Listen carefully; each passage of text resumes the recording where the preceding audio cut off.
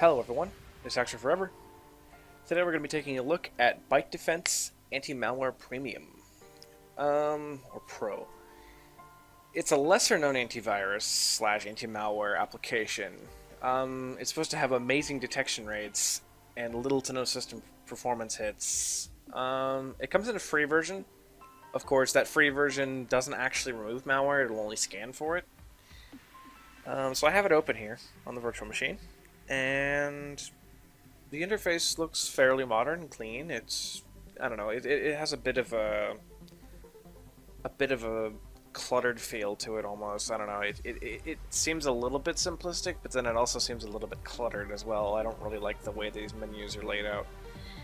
With the tab bar up here at the top, it just kind of feels, I don't know, it just doesn't feel fluid enough for me.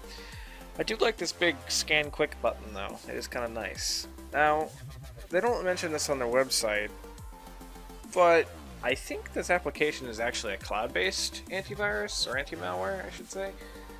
I can't seem to find any button in here for an update.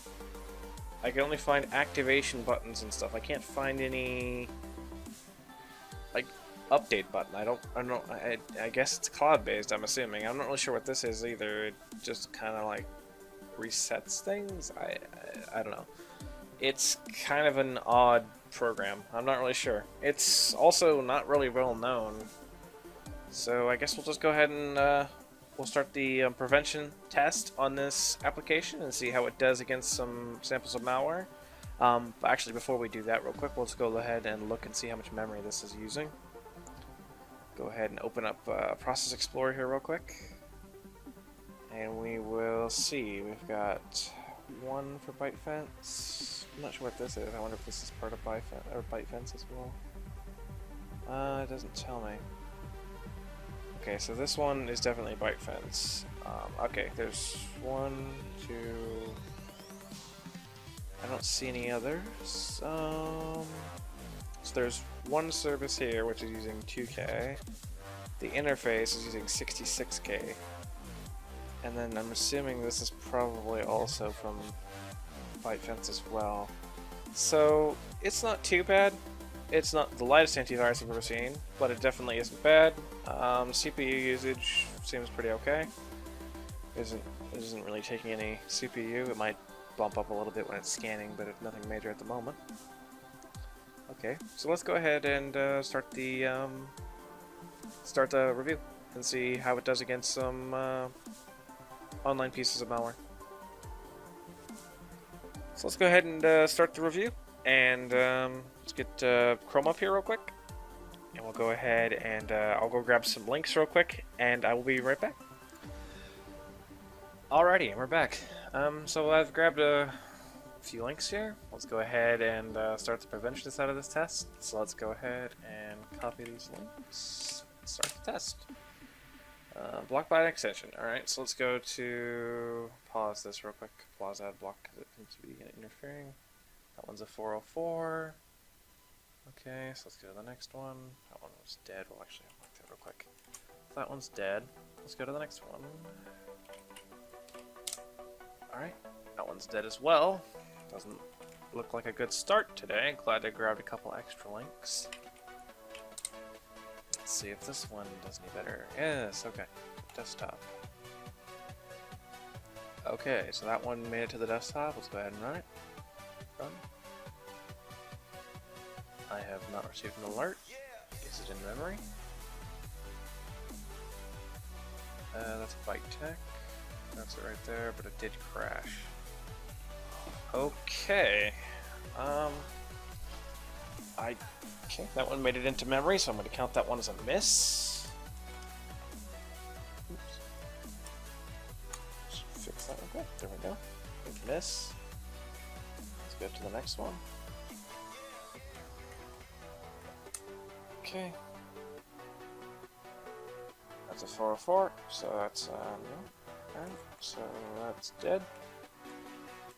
Let's go to the next one. Grab this real quick. See if it Now, like I said, this antivirus doesn't have a button to update, and I didn't see any settings about updates, so I'm not particularly certain if it is actually like up to date.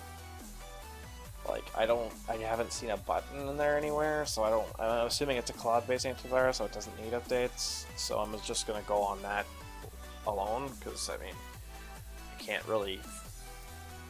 I can't find any information on their website, nor can I find any information relating to the fact of it being cloud or signature-based, just offline signatures.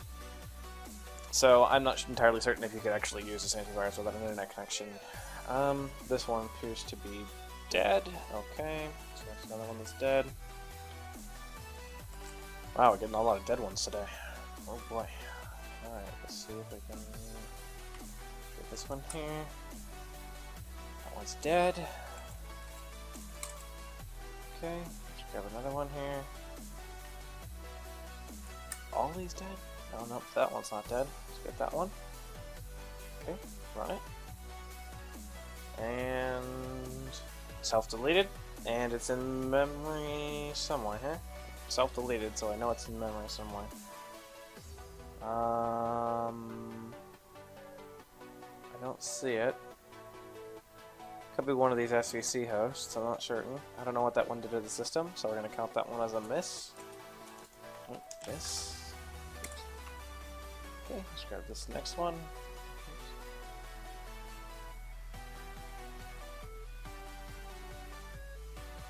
Yeah, I don't see anything in memory at the moment. That doesn't mean there isn't anything on the computer. This one. What's this? Oh boy. That was in memory. And consent.exe. Requesting for UAC elevation. Volume shadow copy service. Sure. No response at all from ByteFence? Okay. Nothing, not a single alert. Let's go ahead and go to the next one. That one is dead. This one was a miss. Alrighty, let's go on to our next one here. Oh. Oh. Oh. Oh. Oh. Oh. Well. That's a thing.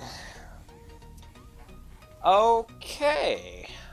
So that was a copy of Cryptolocker. Or, sorry, Cryptowall. So that's a bit of an issue. Alrighty. Okay. Let's go ahead and I guess continue the test. That's pretty tremendous. Not a single alert when any of that was happening. Alrighty. Let's move on, I guess. See if we can get another link going here. Nope, that one's dead. I'm not gonna bother typing the status of these ones because I'm just going in the order. So let's just go ahead and keep seeing if any of these will work. Oh, that one worked. Okay. FTP server 8 exe. That sounds perfectly legit. Oh, hey, it's got some. We got something.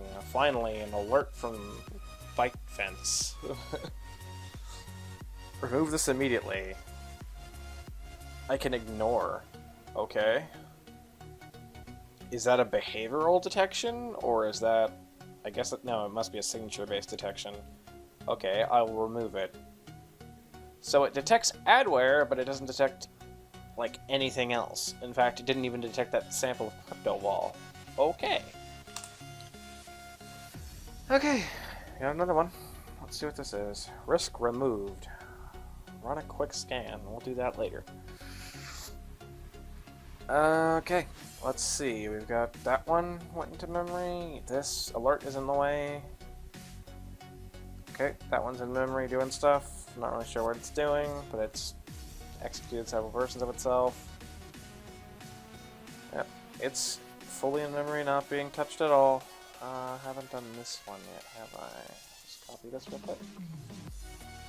Paste it in there. Got this one. For it to open. Teflosoft. Okay, that sounds not legit at all. Ping.exe loaded into memory and then it disappeared. I don't see anything else in memory here. What is this one? What is this file here?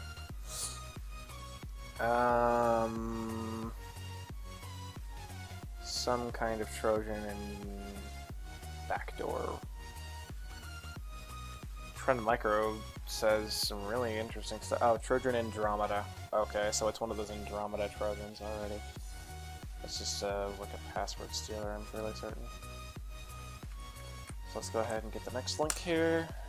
See if this one works. Is this one gonna work? It's a Chinese domain. Yes, it does. Okay. So this will be the last link. I'll go ahead and run this. Okay. I don't know what that did. Okay. So, it detected it in this. So it has a risk detected. Okay. So in this case, what I'm going to do is I'm going to go ahead and run a quick scan with ByteFence and see if it can find some of the stuff that's running. And I'll come back after that happens. So, alrighty, we're back. So ByteFence did finish scanning, and it did find some stuff. It found this Black Ops 2 or some type of something. I'm not sure if it's Black Ops 2. It's something. It's BO2 RTM tool OFWEXE. Okay. So it found that, and it also found something in app data, something in program data, and an executable on the desktop. Where is that? Oh, it's this one. Okay, so it did find this, and something in app data and something in program data. Alright, so we'll go ahead and remove these. This will remove the selected items and move them to secure quarantine. They can be started at a later date. Yes. Okay. Alright, so I'll let this remove this real quick. I'll do a scan with Malwarebytes and Hitman Pro, and I'll come back when they're done. Alrighty, we're back. So yeah, I don't know what really to say in this particular situation. ByteFence's installer, actually, is being detected by Kaspersky as a Trojan. This installer on the desktop here, still being detected as a Trojan, which is really interesting considering. But on another note, Hitman didn't find anything else aside from an AskBar piece, but that usually comes from just, you know, something connecting to Ask or whatever. You get pieces of AskBar from all kinds of different places. But this is still encrypted. So, I mean, I could try maybe...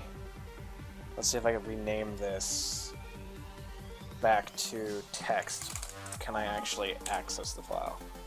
No, it is encrypted. So, yeah. Basically, this Tesla crypt, apparently, is what this particular variant of Trojan is. It has completely caused the computer to become basically, you know, it's encrypted everything on the computer, and it makes it basically unusable because you couldn't keep a file on here without it being encrypted. So generally the biggest issue I see with ByteFence at the moment, aside from its installer being classified as a Trojan, which is probably a false positive, it doesn't seem to do anything. It doesn't seem to stop anything, except for some adware. That was all it really stopped. It didn't stop the main threats. It didn't stop any of the Trojans from the links that did work. It didn't stop any of that stuff. I mean, yeah, sure, it removed it after it was already on the system, but that's the thing. It's already on the system. It could have done whatever it wanted to do.